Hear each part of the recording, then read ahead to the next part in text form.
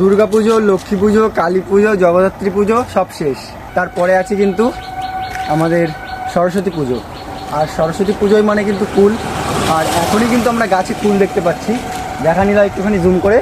এই দেখো কুল গাছে, কত সুন্দর সুন্দর গাছে কুল হয়েছে কিন্তু। এই যে কুলগুলো দেখতে পাচ্ছ না, এটা কিন্তু পুরো রাস্তার পরে হয়েছে। এই যে রাস্তাটা, এই রাস্তার পরে হয়েছে এই কুলগুলো। আর যদি আমি 2 মাস পরে আসি, 2 মাস না, যখন সরস্বতী পুজো হবে তার ঠিক 3 সপ্তাহ যদি আগে আসি না, একটা কুলও পাবা না তোমরা।